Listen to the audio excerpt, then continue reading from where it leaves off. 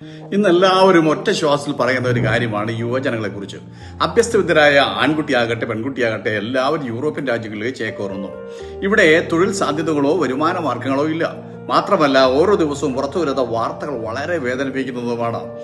NEET ചോദ്യപേപ്പർ ചോർച്ച, PSC വ്യാജ നിയമനം, അയോധ്യ സംഭാവന കൊള്ള, ശബരിമല സ്വർണ്ണക്കൊള്ള, സഹകരണ ബാങ്ക് കൊള്ള, രക്തസാക്ഷി ഫണ്ട് തട്ടിപ്പ്, ദുരിതാശ്വാസ ഫണ്ട് തട്ടിപ്പ്, ഇങ്ങനെ ദിവസവും സംരക്ഷണം ഒരുക്കേണ്ടവർ തന്നെ കൊള്ളക്കാരായി മാറുകയാണ്. തീർന്നില്ല, രാസലഹരിക്ക് അടിമകളായി അലയുന്ന നൂറുകണക്കിന് തൊഴിൽ രഹിതർ.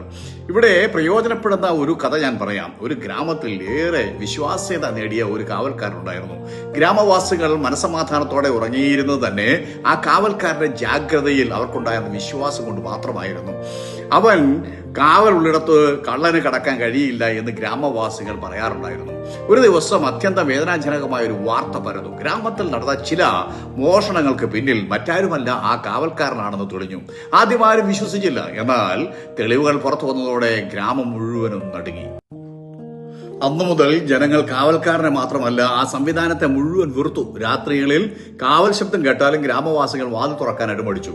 കാരണം അവരുടെ വിശ്വാസം നഷ്ടപ്പെട്ടിരുന്നു. ഗ്രാമത്തിലെ ഒരു വൃദ്ധൻ പറഞ്ഞു, ഒരു കള്ളൻ മോഷ്ടിച്ചാൽ ഒരു വീടിനായിരിക്കും നഷ്ടം, എന്നാൽ ഒരു കാവൽക്കാരൻ അഥവാ സംരക്ഷകൻ മോഷ്ടിച്ചാൽ ഒരു സമൂഹത്തെയും അത് രാജ്യത്തെയും ബാധിക്കും.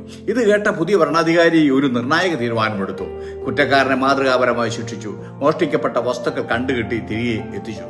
ഇതാണ് ബൈബിളിന്റെയും സന്ദേശം. സക്കായി എന്ന ടാക്സ് കളക്ടർ അന്യായമായി സമ്പാദിച്ച സ്വത്തിന്റെ പകുതി ദരിദ്രന്മാർക്ക് കൊടുത്തു. ചതിവായി വാങ്ങിയിട്ടുള്ള വസ്തുവകളിൽ 4 ഇരട്ടിയായി തിരിച്ചു കൊടുത്തു. മാതൃക കാട്ടി. ലൂക്കോസ് സുവിശേഷം 19:1-10 വാക്യങ്ങൾ.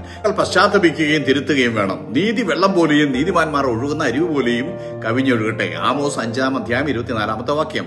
നീതി ഒരു ജനത്തെ ഉയർത്തുന്നു, പാപമോ ജനങ്ങൾക്ക് അപമാനം. സദൃശ്യവാക്യങ്ങൾ 14:34. രക്ഷകർ വിശ്വസ്തനായാൽ സമൂഹവും രാജ്യവും സുരക്ഷിതരാകും. കൊള്ളക്കാരായാൽ സമൂഹവും രാജ്യവും അധോഗതി പ്രാപിക്കും. വേലി തന്നെ വിളവ് തിന്നാതിരിക്കട്ടെ. ഈ ചാനൽ ഫോളോ ചെയ്ത് ലൈക്ക് ചെയ്ത് ഷെയർ ചെയ്യുക.